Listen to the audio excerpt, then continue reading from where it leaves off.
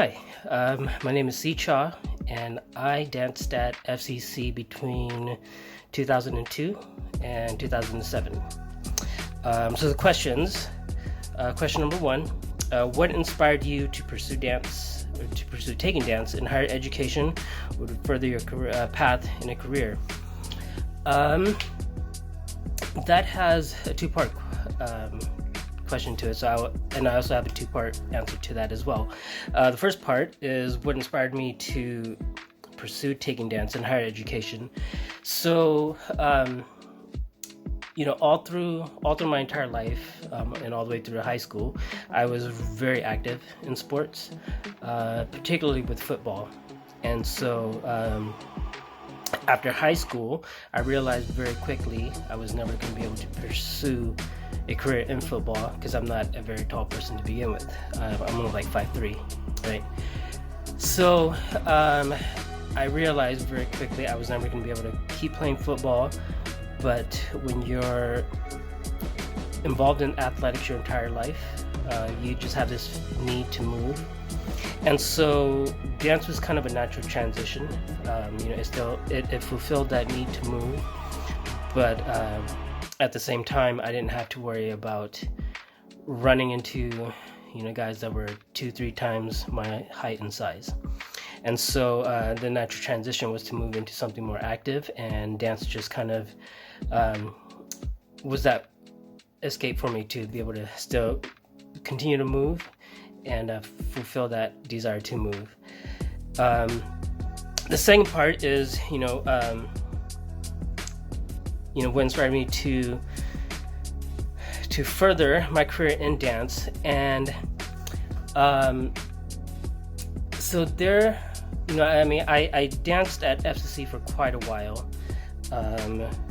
It was, I think, probably close to like 5 years or something.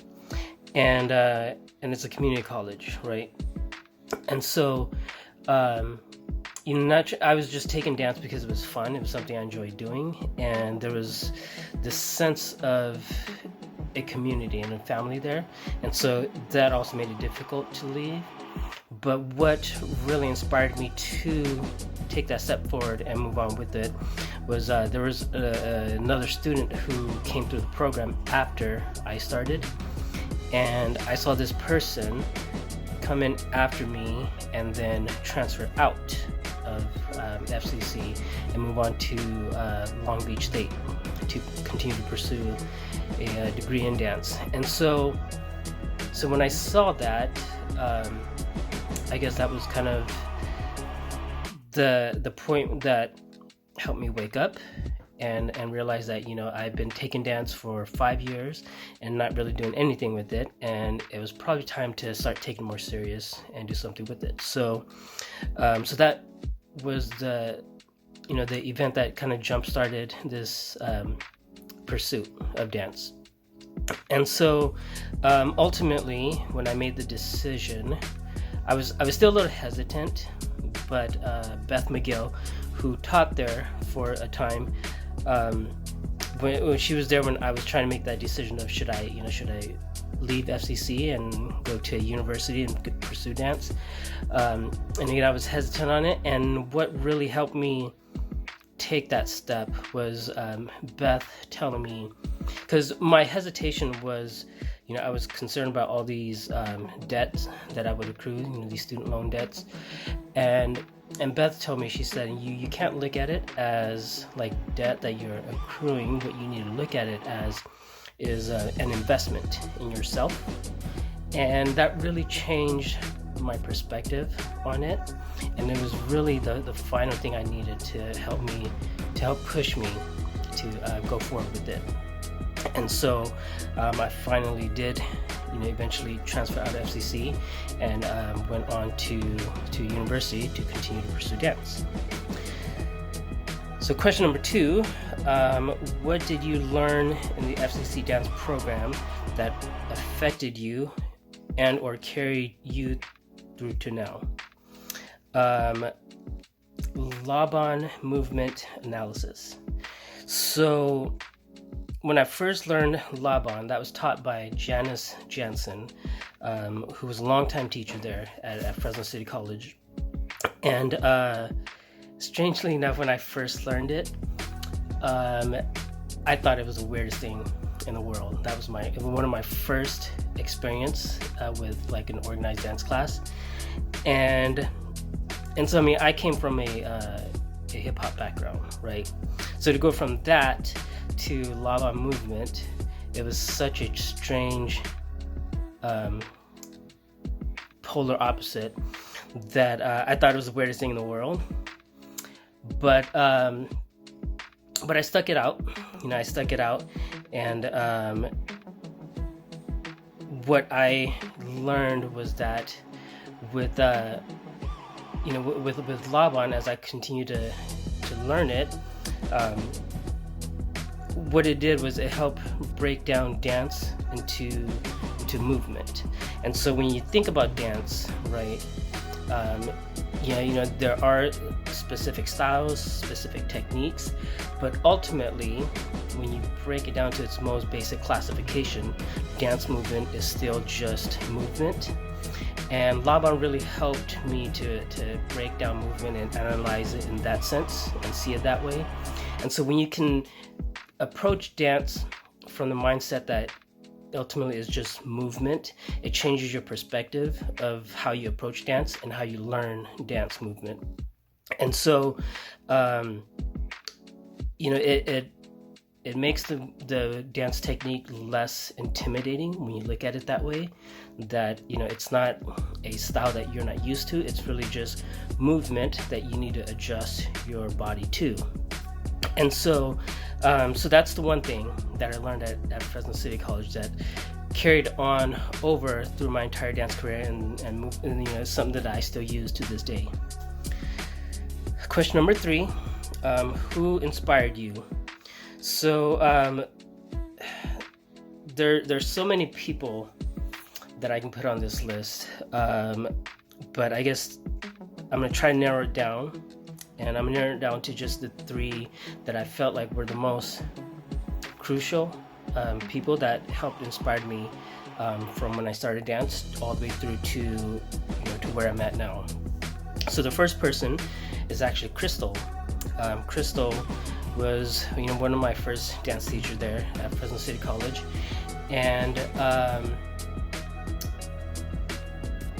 so like there are a lot of things that I learned in Crystal's jazz class that I still use to this day, including her isolation warm-ups. So I still use that. I mean, I have like a variation of my own, but the core idea of the isolation warm-up is still revolves around what I learned from Crystal when I first started dancing. The second person that inspired me is Tina Marie. She is a B girl based out of Pittsburgh, and I danced with her when I was pursuing dance, outside of FCC, out in Pennsylvania.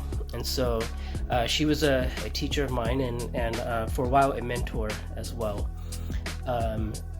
She is just amazing woman. If you ever get a chance to look into her, her B girl name is Tina Marie, and she's also part of an all-female dance crew called the Venus Flytraps. But she really helped kind of begin to create this sense of what I do now, which is dance fusion. And she kind of helped begin to bridge that gap and help me figure out how to approach the fusion of dance techniques. And so she was a big influence, in that aspect of my dance career. And then the third person is a person who I didn't actually dance with this person, but I learned their technique, and that's Doug Varone. He has a dance company out of New York, and his dance movement, I would say, currently is the biggest influence on my personal movement aesthetics. a good amount of my movement style now is is influenced by his technique. And so I would say he is probably the third person that I would put on this list. And again, there's so many other people that I can add to this list, but just for the sake of time, to try to keep this short, those are the three people. So question number 4, excuse me, what are you excited about sharing to the rest of the world?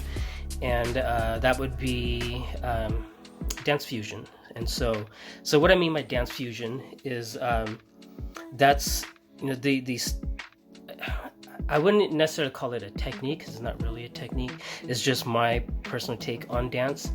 And so because I have various training in different various styles that are so far and apart from each other, naturally, as I would dance, the movement would kind of just slowly mesh together, and then I would begin to take movements from this style and this style, and they would just kind of naturally begin to become one.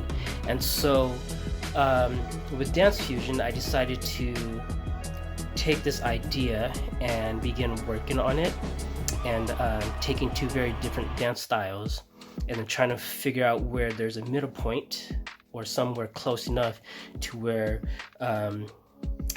you can try and turn it into like a hybrid movement between the two different styles. And so so that's currently what my pursuit is in dance, is trying to figure out the best way to fuse different dance styles. Last question number 5. What was a valuable lesson you learned going from the classroom to your job or career? I think probably the most valuable lesson I learned is that you as a dancer, we all have a very limited window of quality dance movement. And so because ultimately we are doing movement, and like any other sport or any other athlete, there is that time limit of when you hit your peak and when you are out of your peak, right? And so what I learned is that window becomes even smaller when you don't approach dance movement from the proper technique or the proper way to do it. And so when you're young, you're a little more open to taking risk. You want to feel the need to be challenged, and so you take more risks, you take higher risk, and you do a lot of these stunts and tricks, which looks really cool, but you have to understand that there's a limited time of how long you can do that, because if you continue to do those high risk, high stunt movement, there's a good chance that it's going to shorten and even close that window that you have of your quality time where you have quality movement. And so to just be more conscious of that, so that you can have the longest dance career possible, and not shorten it because of improper technique or improperly performing movement without the proper technique.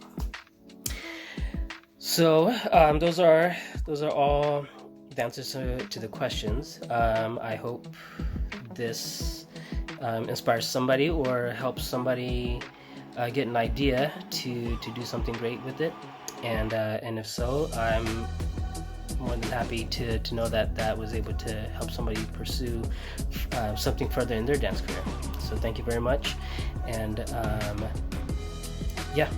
thank you.